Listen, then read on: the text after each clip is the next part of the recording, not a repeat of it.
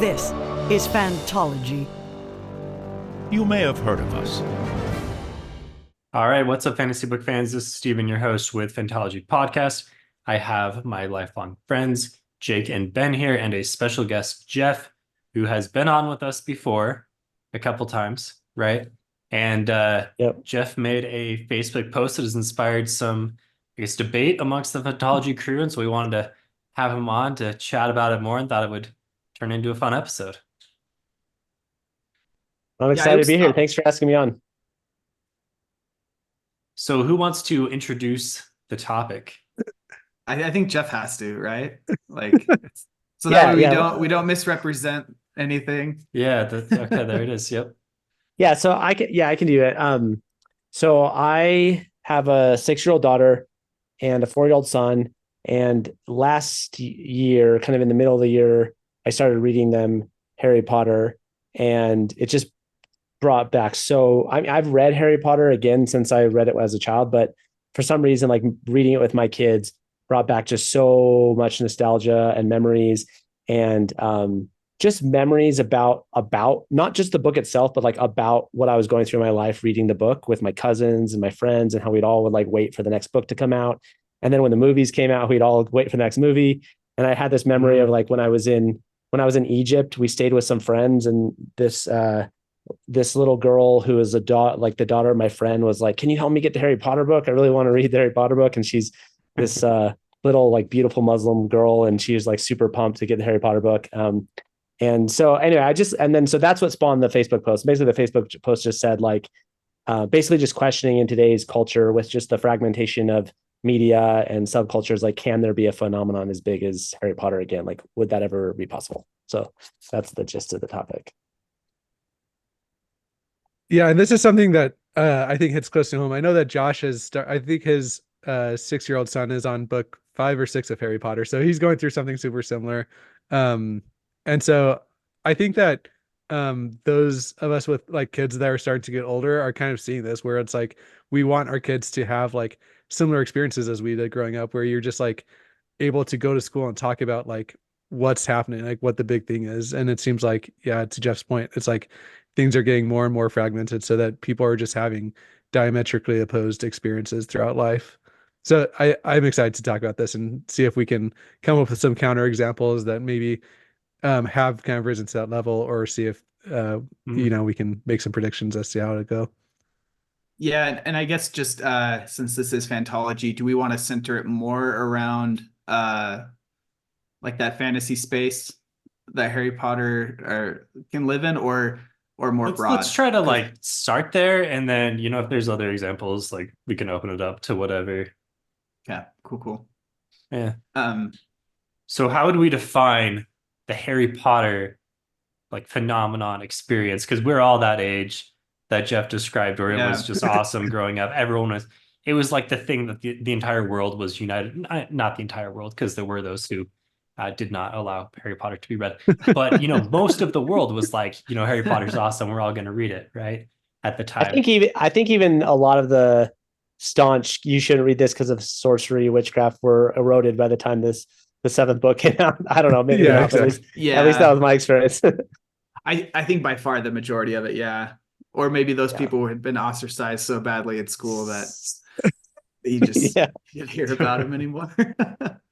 I think by that time Twilight had come out, and people were, ripping out pages of the Twilight books to give to the kids, That's true, yeah.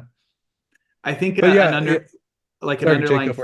Oh, you're good. I think something that we haven't really like vocalized, but a big part of this is like it's a unifying thing, right? It's something that like you can like bond with other people over. Something I feel like we like to say at Fantology is like that water cooler talk. When you're like at this stage in their life, like things that you can like talk to anyone about, and like and have that like those moments of like just anticipation, easily finding common ground with others, and and like that shared moment of anticipation of like the new book's about to come out, or the new movie's about to come out, and everyone's like keyed into these like timelines in the same way. But yeah, I feel like for the most part, I think most like the most popular things in fantasy, I'll say, yeah, does that really happen as much anymore? I'm trying to think. I do think Brandon Sanderson's Kickstarter thing is kind of similar, but again, it's really, are you a Sanderson fan and then you're Yeah. excited, and then are you a fantasy fan and then you know of it, but Mm. outside of that, Yeah, I if think you that want to there's start like by going through some books, and Sanderson, I guess, is kind of top yeah, of mind when we're talking mainstream fantasy. Can I tee this up though just a little bit more? Because yeah, I did just a little bit of research before the show, and I think people might find this interesting. So Harry Potter and the Sorcerer's Stone. So guess how many copies it sold worldwide, or are to Oh date my has gosh. sold? Just guess. Don't look it up. I feel like I have no I have no context to guess. context. Yeah, I no, I Jinx. would I'm gonna say $1 billion. I'm gonna give it a B. a Okay, B? well One- that's high. Oh But man, say- okay. well, say I'll tell. quarter Okay, B. hold on. I'll help you out. The top selling book of all time is actually not that book. It's A Tale of Two Cities with just over 200 million copies, just to put it in Oh. perspective. Okay. Okay. A It's bit probably older. And gonna yeah, say- exactly. And The Tale of Two Cities has been working on it for almost 2 centuries now. yeah. I would say 100 million then. Yeah, that's an extraordinarily good guess. So it sold 120 million. 120. So okay. and so there's only 2 books in the entire world that have sold more than it. It's The Little Prince and A Tale of Two Cities. And The Little Prince was published in 1943, so it has about 50 years on Harry Potter. A little bit Yeah. more than 50 years on Harry Potter. So it sold more than the Bible? I don't know if the Bible is in this list. I'm not sure. I Okay. think it's yeah, I'm not sure. The Bible's not on this list, so maybe the Bible would probably be the top. These are like, I Yeah. guess, Mm. yeah, for whatever reason, the Novels. Bible's not on this. Yeah. Well, it's not Yeah. novels. Maybe like commercially produced. Yeah, Commercial- maybe just hard yeah. to like track the sales of the Bible since it is. Yeah, I not wonder. always Let's see how distributed in many. traditional Let's ways. look that up. How many copies of the Bible have been sold? The Bible's still going strong, so that may defeat your whole argument, Jeff. It's still pretty popular. People talk There about we it. The ending has been spoiled for most people though, you know. That's Yeah, true. yeah. Yeah. Yeah. So, Mhm. so the Bible is 5 to 7 billion. So that's by far and away going to take Okay, yeah. going to take the cake.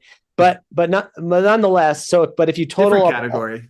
yeah, exactly. But if you total up all the Harry Potter books, so for example, like The Chamber of Secrets sold 77 million, Prisoner of Azkaban 65, Harry Potter and the Goblet of Fire 65. And if you total them all up, we're pushing, not getting to a billion, not quite there, but in the 700 million range. So, Jeez. so there's nothing even close to it. Like is what there. So it's like, so it is a very like maybe unique phenomenon, and maybe even just more unique regardless of the fracturing, but it was very big. Just put it that way. Yeah. Yeah. This is apart from the fragmenting, but I think Harry Potter did a really good job of like the first book is definitely like middle grade, but as the characters get older, the writing is older as well. So you kind of, I feel like it pulls in a wider age range of audience. So in terms of like how kind of like some other kind of touchstones and how we measure if something's getting close to Harry Potter, because obviously just numbers are going to be hard to do it. What about this? If you would be afraid of it getting spoiled, like within a couple days of it coming out, then I think that it's reached that like cultural, like, and not like spoiled because you're like on the subreddit. You go to the grocery store and you're walking around the grocery store and you're afraid you're just going to overhear a random if you're talking about it. Yeah, that's interesting. Yeah. Or like you go, like I remember one of the Harry Potter books was spoiled for me at church, like it come out like 2 days ago. I was like getting near the Same, ending. dude. Yeah. So like I feel like that's the level, like when you've gotten there. And I feel like that's happened with like maybe maybe Endgame would have been like that, or maybe Game of Thrones was Game like of Thrones. Yeah, the Game of not Thrones series as wide appeal, but that So that's kind of what I'm measuring. Yeah.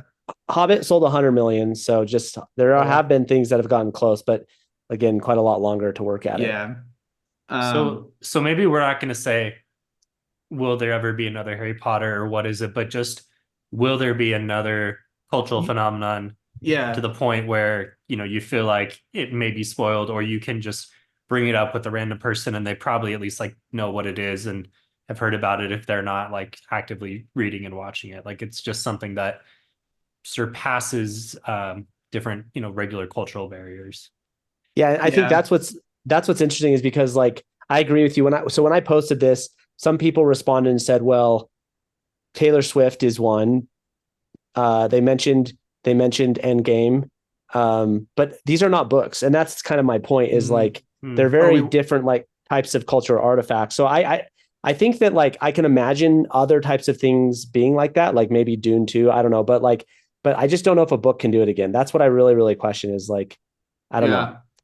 Yeah, but yeah, I was thinking of examples. I think the MCU are similar, at least if you're comparing to like the Harry Potter movies, especially, and then Stranger Things, I think are similar, and the like the ubiquitous nature of the like I don't know, like in the zeitgeist, like everyone was aware of the new, like when Stranger Things came out, the new seasons and things like that, and same with MCU. But if we're talking books specifically, Although it seems like both those have kind of dropped off. And Yeah. I will say to kind of further push back on that, like Jeff's experience, like in Egypt, with the young girl, I'm not sure if like a young girl in Egypt is going to know about Stranger Things. She might, but I think that not that far. it's like Stranger another Things. level of like like cross culture impact. Yeah, so maybe we're just gonna kind of set aside the Harry Potter standard because I think we can all agree that it's going to be pretty hard for anything to maybe ever get there. But that alone, But that's like the that thing, is yeah. That aside, I think like even if you count Harry Potter as its own thing, if we're talking specifically about books, like again, my examples were like movies or TV. And I do think the MCU had the same reach. Like obviously it's not as popular as it is now, but it had that like arc It that did. was It had a lot of really like impactful. cultural. Yeah. But books wise, yeah, I don't know. Like books, like I feel like thinking about it now, like the popular books that do have like, I guess that are like trending, like they don't. Are you saying stick now or around like as long. since Harry Potter? Since Harry Potter, yeah. Yeah. Since Harry Potter, I feel like Twilight was the next one, and that one didn't have not even the same close. Yeah, stickiness. Let alone like as popular. It didn't stick the same. But it was really popular. I mean, it was, yeah. I don't know what the numbers were. I read one book though. Like I didn't even read I all read the books. 4. Yeah. You did? Wow. Go Jake. Yeah. I didn't think they were that bad the first time reading them. I did attempt a second read through years later and didn't find the same appeal. I think when you're in high school and the person you have a crush on is way into a book series, it like has a great effect on your enjoyment. I feel like we all experienced that to some degree. But yeah, like right now, I guess if we're talking like could this happen nowadays, like a really popular series right now, or I guess author, with Sarah J. Maas with A Court of Thorn and Roses. Right. And again, it doesn't have the age range broad appeal that Harry Potter did, so it's already at a deficit that way. But it does kind of seem like it's more of a fad, right? In my opinion, as someone who's only read the first one and not really into them. I mean, the romantasy, if you want to just say like romantasy in general with Fourth Wing and Court of Thorns and Roses, and I'm sure there's others as well. It's popular. I don't know if we can say it's a fad or not. I guess time will tell, but it definitely does not have the same broad appeal. Like, I mean, just on the nose, it doesn't have the same like gender appeal between. I mean, I feel like even though Harry Potter was a male protagonist, it seemed like everyone, boys and girls, were all reading them. Yeah. Yeah. I don't feel like there's a gender biased Harry Potter. I mean, we're 4 dudes talking about it, so maybe we're wrong, but I didn't feel like I mean, like, I just didn't feel that way in my experience. Like my wife freaking loved Harry Potter even more than I did. Like my younger sisters did, even while I was growing up with them. Right. Like I went to the Warner Brothers lot museum out in London, and it wasn't just like a bunch of middle-aged guys walking through. It was, all kinds of people. Yeah, totally. Hunger Games was probably the next one after Twilight, and I think Hunger Games. It probably had probably a more lasting impact than Twilight in terms of it spawned a lot of Divergent. Yeah. I think that one is. I think we could say that was another iteration of it. Like I feel like those books were. I missed them, so I haven't read them, but it feels like they kind of took over um the zeitgeist for So some years. I've been talking. So I've been looking up while we are talking. So Twilight, all 6 books sold 160 million together, so pretty Mhm. good, but probably an average of like 40 million a book or something like that. Yeah. I mean, probably a little less. Probably the first 4 sold closer to like 30, 40 million, and then the last 2 kind of dropped off. That'd be my guess. And then the Hunger Games sold over 100 million, but it not. So it's actually sold a little less than Harry Potter, or sorry, a little less than Twilight series from Interesting. what I'm seeing. Yeah, But maybe I think that's a that's recency thing. but I think but still I agree with you though. Like I think the Hunger Games kind of spawned this whole like dystopian novel Mhm. uh genre that became popular. Yeah. But even this sort of linear, I really like what we're doing here, which is like there's there's Harry Potter, then there was Twilight, then there was Hunger Games. After Hunger Games, maybe Divergent. I don't know what the next one was, but you can definitely see it's Yeah. sort of like Tapering off. it kind of makes Yeah. makes the point. It's like Yeah, Maze Runner, I think, was in there as dystopian, but yeah, they Yeah. really did Yeah, taper but off. they did Those are- taper off. Yeah. I feel like Maze Runner and Divergent are just subsets of Hunger Games rather than But both their had own. several, I mean, both had several like big Hollywood movies made, which I think Yeah. could be a good like criteria Yeah. for saying did it get mass appeal if Hollywood was able to make a movie about it. I feel like if we're judging based off of like copies sold, yeah, I don't think we could find anything that's comparable. If we're talking more of like the effect of like people excited to like this similar amount of excitement of like the next book coming out or like not wanting to get spoilers or anticipating the movies, I think Twilight and Hunger Games are in the same ballpark. Like I think Harry Potter is a clear winner, but yeah, I think we could consider it a similar like phenomenon. Um, but Twilight, I would again, say, I mean, we're talking about spawning things. Twilight, maybe kind of years later, spawned the Romantasy, Court of Thorns and Roses, and all that. Like, I don't know how similar they are exactly kinda, because I only read one Twilight book, but it seems like they're kind of related. No? I've only read one. I think they're Romantasy, so related yeah. as much as probably the people that are reading like Fourth Wing and Akodar like are being brought back to their Twilight days. You know what I mean? I think that, Okay. but I don't know if they spawned. I think that's just like Hmm. it's probably this similar age Okay, just demographic, similar honestly. interest sets. Yeah. Um so to kind of bring this back to fantasy a little bit, want to guess how many how many books across all of his works Sanderson has sold? At least according to one estimate that I looked up. so how many across all Sanderson's books? How many did he sell? All of his books. And I this don't is know. as of July, so it's about a year ago, July of 2023. So it might be, Like, but it's after his first Kickstarter, including Wheel of Time. not including Wheel of Time. Okay. Like That's it. 20 million, 30 75. million. I'd say 50. Jeff's close. Oh yeah. Okay, so we're Okay, hovering I'm right way around. over. It's 40 million, 40 million. 40 million.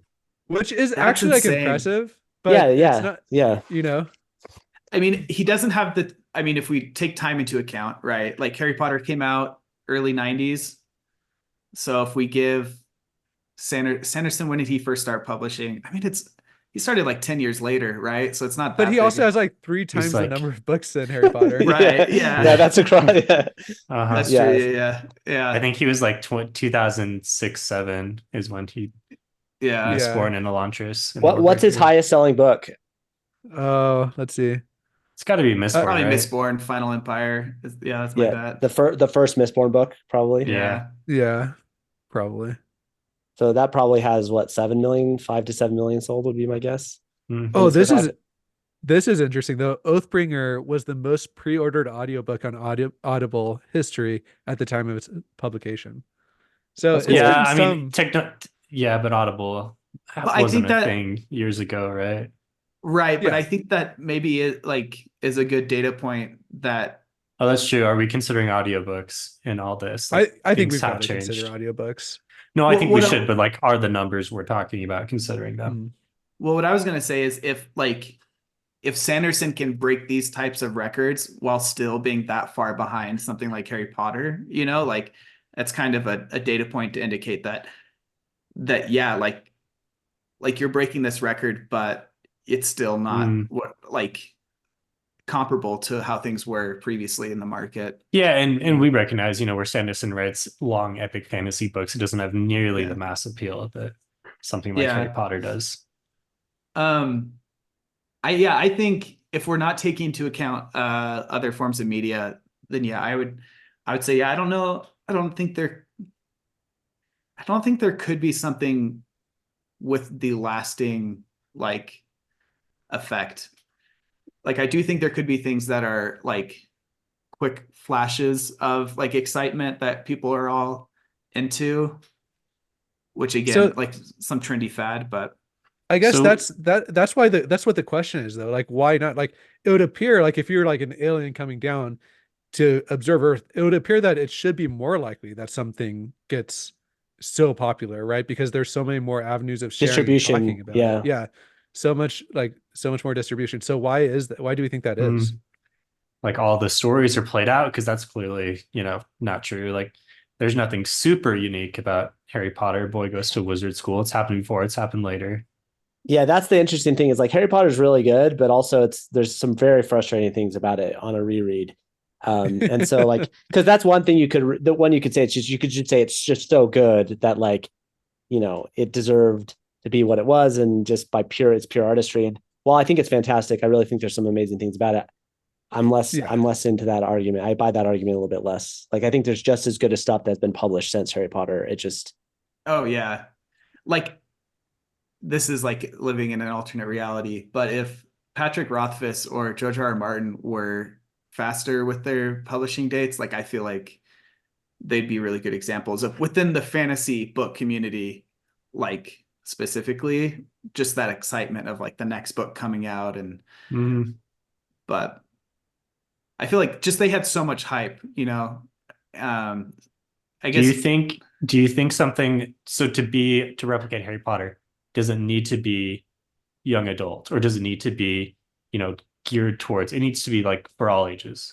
It I needs don't to be think for all ages. Yeah. No, I think it does. I think that's a fundamental aspect of Harry Potter, right? Because it appealed to, the 7 to 10 year olds, and it appealed to the like 20 somethings and above, Yeah, and it appealed to adults that like don't read a lot and don't want to read something that's super complex and involved, like the epic fantasy that we read. Like, it, yeah, there was really like no one who. but it was complex and involved though. It got there. Like the fourth Yeah, But book as is far like as like the quite, actual, as far as the writing itself, like there yeah, was right, right, nothing. right. The writing's If more you pick it accessible up, you're for not just sure. like, oh man, this is like really obtuse and descriptive and hard Yeah, to yeah. follow. Like, yeah, Yeah, but I mean, but it is a yeah, complex like storyline. If there's a lot of sub characters and subplots, yeah. the books are massive. Like they're, I mean, yeah, book 4 or whatever is like 759 pages or something like that. It's massive. yeah, yeah. They were door yeah. stoppers for sure. I agree, Ben, that I think the wide age range was like key to Harry Potter's success. I don't think it is like crucial for a comparison, but I think it's kind of like the reason like PG-13 movies perform so much better than any other rating. It's because you get, Yeah. kids are interested in them, adults are interested in them, I think you have a way higher chance of getting a similar phenomenon if you can have that And this was touched appeal. on, but I think it's worth highlighting more is I think one of the brilliances of selling and marketing Harry Potter was that the books leveled up with Yeah. as kids got older. So it wasn't just something that was cool for me when I was 10 years old. It was still cool when I was 18 because the characters were growing with me. And like that was perfect for us because we were those ages when they were coming out. But I think it also works for kids that want to read them now because as they get older, they will, Yeah. yeah, yeah. Well, at least one book, like as they start reading it, they can start really young and then still like it for a long period of time because the later books still are on their level. I Right. never read these. Percy Jackson is kind of similar in terms of like my understanding is like the age audience is similar to like early Harry Potter. Did those ones kind of grow up as well, or I read like 5 or 6 of those. how many are And there? Is it There's a lot, and I honestly don't know anymore because Rick Riordan has written a lot of books. He's written some different like offshoot series with different sets of mythological gods and pantheons. But I think there's at least two 5-book series of like Oh, okay. Percy and friends. Okay. And they do get they get older. Like the kids get older as the series goes on. But do you feel that same shift of like Not quite as much. The right word. They never seemed, Harry Potter certainly has this like level of darkness to it. And Percy Jackson always seemed maybe a little more fun to me. Yeah.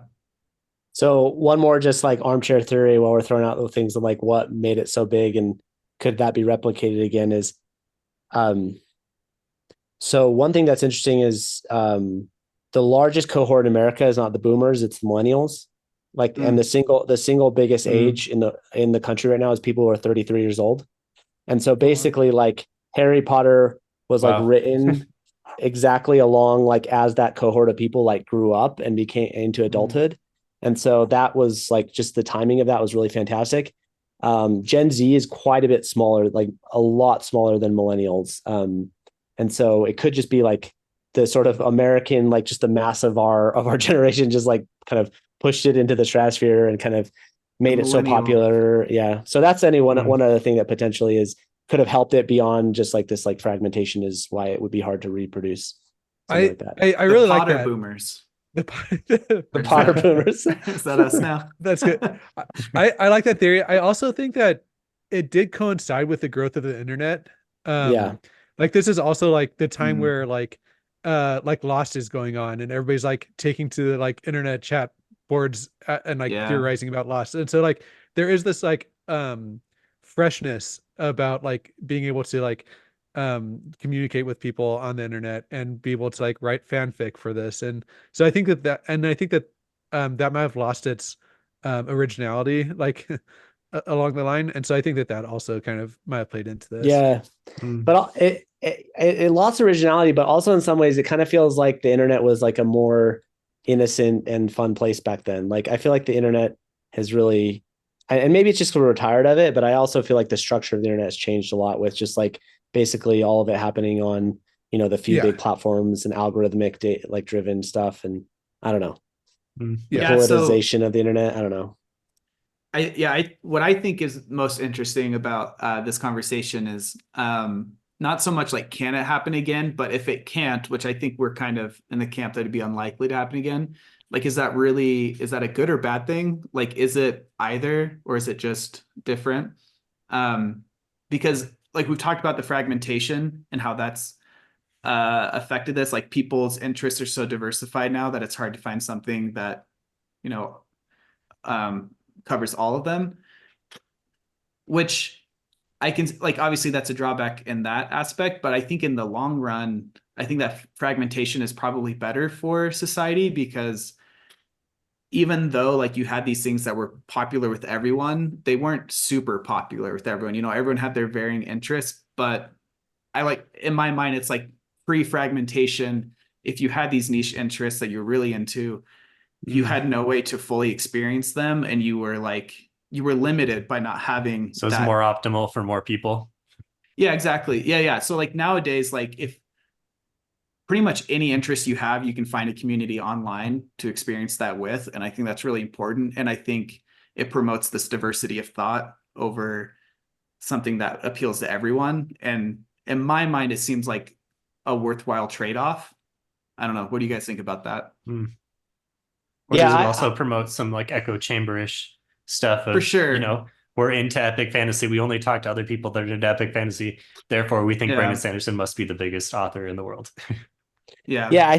I think like, I really love that, Jay. Cause when I first wrote the post, it was a little bit like bemoaning the fact, just, being a bit nostalgic and kind of saying, hey, I'm kind of sad. Maybe my daughter might not be able to experience like a global phenomenon of this magnitude. But I agree with you. It's not purely a negative. There's definitely positives. One of my favorite line from the Oscars that I really loved was the person who made American Fiction. He won best screenplay, but he was also the director. And he was like, I think they made it on a pretty small budget. And he was just like, I'm so grateful for Hollywood, giving me the budget as a first time filmmaker to make this movie. It's like, rather, he's like, everyone doesn't fund small budget films because of the risk, but there's also risk in $200 million films. So, instead of making more $200 million films, Hollywood should make more, 10, $20 million films or $10 million films. I thought it was a really good line. And so I think that's what is good about all these sub communities. I do think it allows more creators to monetize. And I think it's, before it used to be like, you had to get a major publishing house to read the book, and Harry Potter itself almost didn't even exist. I was just telling my daughter this story as we've been talking about Harry Potter, about how like, J.K. Rowling got no, no, no, no, no, no, no. And then this one publicist gave the manuscript to his daughter to read, and his daughter freaking loved it. And then like he reacted to his daughter's response. And then that's how Harry Potter became Harry Potter. So even Harry Potter, as good as it was, almost didn't exist because of like the gatekeeping. And so I think the breaking down the gatekeeping is really cool. So, and I think people being able to find kind of niche communities and like things that meet their specific tastes is cool. At the same time, I also think just in general, the fragmentation of society is probably not a great thing. And this kind of gets outside of like, fantasy and liking specific, but from like loneliness and politicization. And I think that's where I'm like, go back to the cons a little bit. Yeah. I was going to, oh, go ahead, Ben. Sorry. I was going to bring up that same point. I think when people are creating things that are meant to be consumed in fragmented ways, like I know the Daily Wire is like starting their like children's like content and so like stuff like that. I think that's when it starts to get like destructive, when you're specifically creating content for the fragmentation of society versus seeking out kind of like organically fragmented content is like kind of the benefits what Jake is talking about. So I think that there is a danger, but there is a plus side here. Yeah, and I was obviously viewing it more from the audience perspective, where I think, Jeff, most of yours is more from like the creators point of view of like there could be some benefits to getting your stuff out there. I think we've seen in recent years like Brandon Sanderson's Kickstarter and like Will White, so many like self-published authors or more independently routed authors are getting successful. But when it comes to like the issues of fragmentation, I feel like pre-fragmentation, if we're like using these as timelines, I don't think necessarily that fragmentation of interest didn't exist. They just weren't like, you didn't see them. So I think it's not like this is a new issue as much as that issue was just hidden because those people had no way to express those interests. So it's not like they didn't exist. It was just, I mean, if we take it way back to like 1950 stereotypes, you were like the athlete, the nerd, you know what I mean? Like you had like 2 or 3 outlets of who you could be. And there was like connotations, positive and negative, associated with either. Whereas nowadays, like your interests can be so varied and like all of them are more validated in that way. And I think, I do think there could be some issues of like understanding one another because you're in these echo chambers, but at the same time, I think the more fragmented it gets, you could see people being more willing to understand other people because you recognize my niche interests.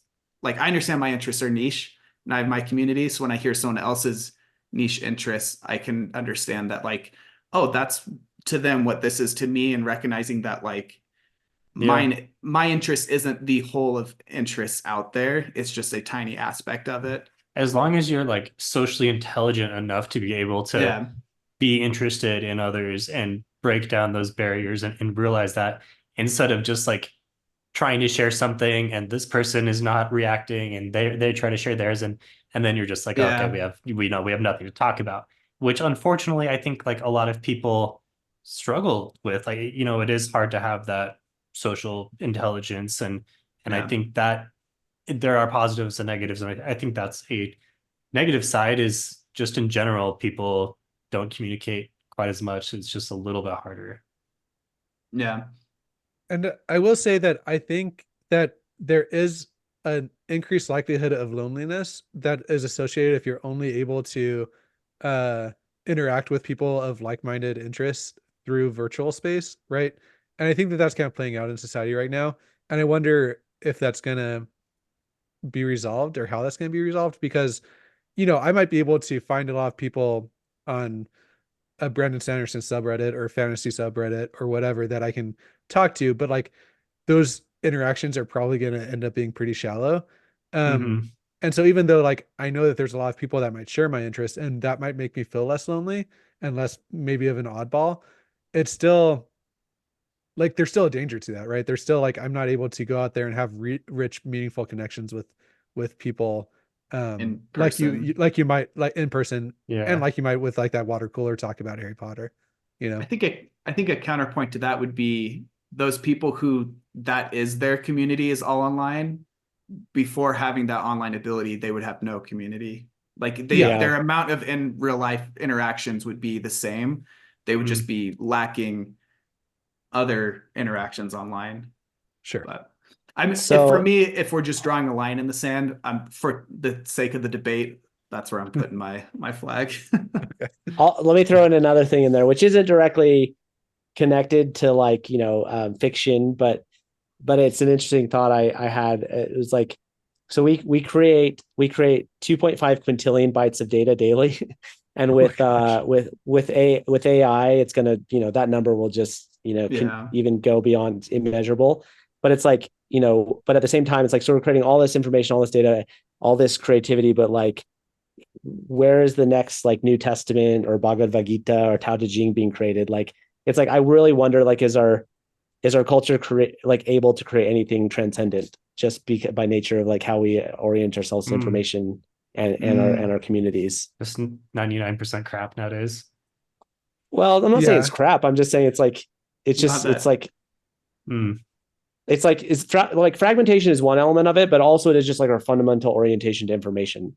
It's like just so Mm. much information that's like quick consumption and gone. You know what I mean? It's like, Yeah. so it's Yeah. like Yeah. I'm just layering in another Yeah. dimension to the conversation.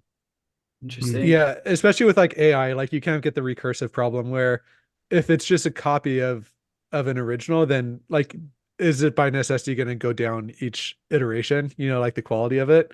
Mm. And I Well, think that might be that's why you yeah. need to have your in our AI dystopian future, you have creatives who are working in a sweatshop factory, and their whole purpose is to output creativity for the AIs to iterate off of, so that way you don't fall into this AI recursive Oh, I like Nice, it. Jake. This trap. is a good Yeah, good book. You should write that yeah. one. So so Jake, in your future, you would rather have Oh, I'm uh not saying this is what I want. This is just what's gonna happen. Well, you would no, need to happen to have good content still generated by so AI. so say the sweatshop person creates the Mona Lisa. Instead of having Mhm. the whole world look at the Mona Lisa, you would rather have the like not you, but this argument would rather have the whole world look at like AI interpret like copies of the Mona Lisa. Is that kind of like what we're heading to? Yeah, and I feel like, I mean, to get like way off topic, I feel like that happens nowadays in writers' rooms. Like you have these creatives with these amazing ideas, and then they're pitched to corporate people who are like, okay, that sounds good, but how are we gonna like make this package to hedge our bets the most with to be the Yeah. most mass appealing? Yeah. But yeah, I think so yeah, that's where we're headed. to circle back to Jeff's point, I feel personally like within the past 5 or 10 years, I don't know how you want to define that, but I feel really compelled to consume a lot of media. And I try to like fight this because I feel like the more, sometimes it's just like, I got to watch this season so I can check it off and I've watched it. I can go on to the next thing. Mhm. And how much time do I like really spend thinking about it or like increasing my intelligence or creativity? Instead, it just becomes more of like uh, Yeah, exactly. yeah, Yeah. yeah, yeah, I feel that way which I kind don't of. like. I don't like that about myself, but it's like this compulsion to some degree. I even have a different vision of a little bit different than yours, Jake. And I'm not saying this should happen, but I think this is like and this is like a furthering of the fragmentation plus just mass generation of information. Like when you layer those on top of them, each other's like, I think like, have you guys seen? I'm sure you saw like the Sora Yeah. videos, right? Oh yeah. It's Mhm. like people will have like personal LLMs that just generate their own personal stories and their own personal movies. And like, I think that's probably a very likely future in the next 10 to 20 years. And like, is that better? Like, cause you're taking the pro, and again, we're just, Yeah. No, yeah, we're yeah, exploring both yeah. sides of the argument, but like, at what point does fragmentation become a bad thing? If you can argue pros now, is there a place where you can never argue any pros, or could you still argue pros in that world? Yeah, it definitely muddies the water. I think something like YouTube is a Mhm. good example of getting creatives a lot more power to make what they want. and you get a lot of really like poor quality content on YouTube, but I think it has also been amazing to let creators be independent that way. And that's kind of what I was hearing with the Sora stuff, like people making their own content that way. If individuals do it, Yeah. I'm talking about AI generated content. Because you say I like these 5 books, and then it just Oh, I see what you're saying. Like Yeah, like an individual, like a book that is tailored to you based yeah, it's off like of bespoke Yeah. content specifically for you, given what the AI knows about you. That's Yeah. that's video generated. That's what Yeah. we're wearing Apple Vision Pros. That's the future we're Yeah. headed to. Yeah. Okay. I'm trying to take this seriously in the I don't sense of think like I'm that's trying to good. find Yeah, serious. let's hear it, Jake. I guess I'm sincerely trying to find value in that. Yeah, I appreciate it. I like it. There could, I mean, let's like take out the aspect of who's creating the story and just the idea that that many more stories are being created. And they're all based off of like who you are. Can we just pause for a second? Say that Jake referred to AI as who? Well, I think that's the preposition or the pronoun or whatever it is they use for that. Yeah. Okay. I bought it. So I'm not Jake, saying- so there's more produced, but it's only being consumed by me. It's like yeah, it's only you're made not- for you. Yeah, it's made for me. It's consumed by me. You're not seeing it. You and I have no connection. Yeah, I think on this specific thing. I think I could share it to you and say, Yeah. "Oh, this Yeah, one that the AI created to me was why, cool." But why would you want to watch mine necessarily when you can get 10 more of yours? Well, that's my other idea, the recommendation app that would do wonders that way because there'd be so much content that you don't know about. The Meow Meow Beans inspired app. Is that yeah, my Meow Meow Beans app. No, but sincerely, I think it would have to have value in that it was inspiring or like thought-provoking for that individual. And if it still has that same effect, then I think you could count it as still productive. But yeah, then I don't know. Yeah, at what point are you just like trudging through so many?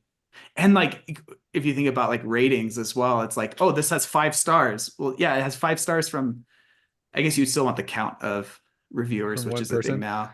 But yeah, But I also think that the big problem here is that you're assuming that the 5 books that it knows that you like and it's basing that off of that those pre-existed AI, right? Like, and so like you got the 5 Mona Lisas, right, that you're copying from. yeah. But like in 50, 100 years, like those might not even be something that people are aware of, So right. Yeah. I think that it goes back to the fundamental problem. Well, then it becomes based off of Steven's story 5, Jake's story 2, Jeff's story 8, and it's it produces Ben's story 7. Yeah. Yeah. At that point, you'd have to like look into like why, like what is the use case of entertainment in general, and is there any what's the use purpose case of it? Yeah. individual entertainment that way? But because I think what we started the conversation with was one of the purposes of entertainment was to have a less fragmented society where you could go out into the world and know that everybody is excited that Harry Potter is coming out the next day and be able to be excited to talk to your coworkers about it. And like I think that is a lot of value added to society.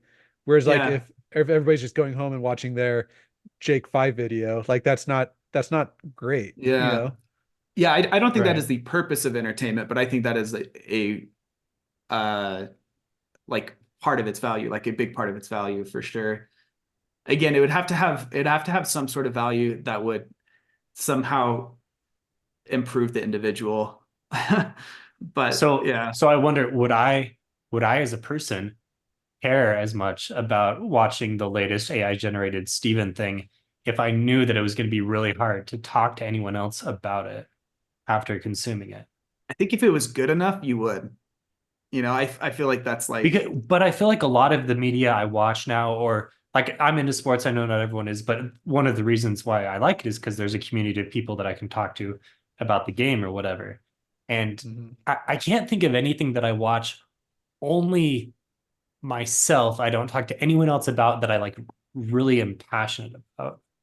well, I love Dark, the Netflix TV show. I don't know if you've seen it, Jeff. It's amazing. I have not. But No. you like recommending and isn't- talking to people about that, Jake. That's the thing. Like this, and the opposite end of that, I like that a lot, and I know not a lot of people do, and I like to spread out that like you should watch this, in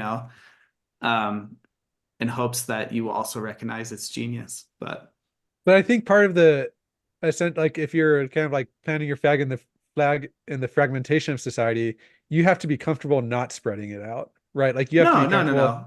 Fragmentation No? doesn't mean you don't cross But then over. you're Like no one is part okay. of one singular fragment, That's going. We're Yeah, just talking you're- about the way extreme version of the. Oh, well, I mean so in this way extreme version, am I not allowed to share my No, of AI course you'd be allowed to together? share. Yeah, totally. Yeah, I would still Yeah, share it. absolutely. Yeah. Yeah, It's you just, could say, I just hey, question how interested others would be in it. Yeah, it would make my recommendation app. I would lose a lot of meow meow beans because I'd probably be giving out bad recommendations.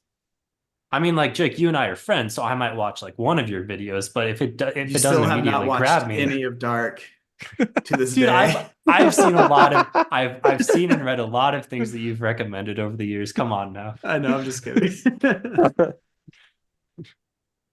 No, It's yeah. interesting. Yeah, Stephen, it's interesting you bring up sports because I do think that like the Super Bowl or like the Yeah, the basketball Super playoffs Bowl's or a like March great Madness example. right now. Yeah. Like these are examples that do transcend and that at least in the United States, maybe not in like over the whole world, but like even dude, I was like so into like I was rooting for Argentina in the last World Cup like so hard, and so I think that there are still things that have transcended that, but we haven't been able to come up with another book that has. But to kind of tie a bow around the whole argument, I feel like the reason why those things are so popular, they're popular amongst people who don't like sports any other time of the year, but they do care about the Super Bowl. And the Super Bowl is like the most watched broadcast in American TV other than the moon landing, because people like to, talk to each other about it and go to the parties and watch the commercials and talk about it at work the next day. Like it's an experience that they need to be a part of so they can feel like kind of the collective humanity, right? Well, I think it's because it transcends. It's like it is not just a sports event, it transcends the sports. Exactly. It's like it hits on all the different fragments. So you And just got to find something that all can... the fragments. Okay, nice. Yeah. But it's so Tying interesting it back because again. to tie this back to Taylor Swift, right? Like you had so many Right, tweets. that's what we've been talking about. Yeah, you had so many tweets from The whole time. from people that became invested in this from Taylor Swift. Like, oh, I never Yeah. thought like watching who's the other Jason Kelsey, is that his name? Retire. I never thought I'd be crying about a person retiring. And so it's like reached out into this separate fragment, hold them in, and like they can relate like somehow to these core like human emotions. And I think that that's super valuable. Like we can't give that up as a society. Honestly, I even got into, I mean, like I wouldn't call myself a big Swiftie, but I've become more so since my daughter and my wife have become so, and it's been awesome to connect with them over that. And I also felt like I went and watched her show, her Era show in the theater, and we all clapped and cheered and sang along. It was so awesome to just feel that community. And I was like, kind of missed that. I was like, I felt like I don't get a lot of that. Like I get it when the Super Bowl comes around a little bit. I get it maybe a tiny bit, but much less during March Madness. Maybe when the Olympics or the World Cup roll around, but it just doesn't happen very much in our society. And I don't know, I kind of miss that. Like I feel like it's a nice feeling to just feel part of this thing that you're sharing with a lot of other humans. I see those what you said, Ben, with the Swiftie element being integrated in, and you, Jeff, with like experiencing that culture. I see those as pros of fragmentation. Like they have their niche, and their like, not that Taylor Swift is a niche interest by any means, but you know what I mean? They have their specific set of interests that you don't really align with, but you're able to experience this humanity with them by stepping into their interests. And I think that's like the fragmentation allows for that, because all of these different interests are now on the same playing field. They're all validated the same amount. So that way you can dip in and out and share these as long as people are willing to validate and spend the time to get into them, because a lot of people are not, unfortunately. The more like that is the standard, though, that's going to be the default. You would hope so. Like, yeah. And that's why I think that's the magical spot, though, right? Is that there are like validated fragments that experience some type of crossover that you can like dip your toes in the different fragments. And I think that the danger, like I talked about before, is when things are created specifically to keep the fragments apart, right? Like, and that gets into like the Yeah, that's like getting into dogmatic. politicization. Yeah. Yeah. And I think that Hmm. that's kind of dangerous. But But that has happened with and without yeah, fragmentation. sure. I mean, I guess Well, like extreme fragmentation. But do you like YouTube, Jake? You mentioned YouTube. I do, yeah. Yeah. Yeah. What do you like about it? I like a lot of the okay, we have like 2 minutes, so I'm gonna try Okay, to sorry. I'm gonna summarize. Maybe I should have No, opened no, this no. up. What I like about it is Jake's it a big has YouTube like guy. pretty almost every one of my interests can be found there. And Yeah. I like that I can switch between like lots of educational stuff to just like really dumb, funny stuff to more like thought-provoking things, you know, like the full gamut is there. Um, and yeah, and you get like short form, long form content. It's just, and it's also probably something that like I'm just used to. Like I'm sure you can get a lot of that same stuff on other platforms on the internet, but it's kind of where I've landed. But I think what I like about YouTube is that I can go watch like to talk about fragmentation, I can go watch like a Fantology video that has 100 views. Then I can go watch a Daniel Green video that has maybe 50,000 views. And then I can go watch a Linus Tech Tip video that has 100,000 views. Then I can go watch a Mr. Beast video that has 200 million views. And then I can go watch Yeah. a Blippi video that has 500 million views, right? And Right. I think that that is like that's pretty remarkable that YouTube has like enough room in it that allows for me to watch that 1 to 150 million view video. Yeah, yeah, that's cool. we didn't even get into the unifying factor that is children's media. And like Children's how media, it really is, man. Like everyone knows Danny Go, Bluey. I've bonded with Bluey's more huge. people over Bluey's a big Yeah. phenomenon. Bluey's a Yeah. really big phenomenon. We didn't even mention Bluey. That's They huge. hit that age range. It's Yeah, entertaining yeah. for the kids, it's entertaining for the adults. So if they could, keep on expanding Bluey, Bluey gets older, Bluey gets into bigger, bigger and bigger. But Bluey, Bluey has to save the world eventually. Bluey's they gonna have need- like over the a next Bluey Empire over the next 10 years. They need the Bluey book universe. Yeah. So like do, then yeah. we'll have the Harry Potter phenomena again. man. Okay, that Yeah. is the most likely. So we, after this intelligent conversation, we have determined the most likely Harry You Potter have to, successor. in order to match Harry Potter, you have to start Is Bluey. spoon feeding them from what the time they are like 6 months old. You have to just put them in front of Yeah. children's content and train them to enjoy this. Yeah. All right. Jake, Ben, Jeff, thanks. This has been fun. We don't do these types of Yeah. highbrow. Well, I don't know. Is this highbrow? Whatever. We had like actual deeper thoughts. We weren't just talking about books, right? So maybe Yeah. people find it interesting. If you do, you can chat with us or find more content on our Discord, which is a nice little area for people of different interests to come and chat. And, maybe you're not going to make soul connections there, but you will find other people with similar interests. So check that out. But until next time, see you later. Later. See ya.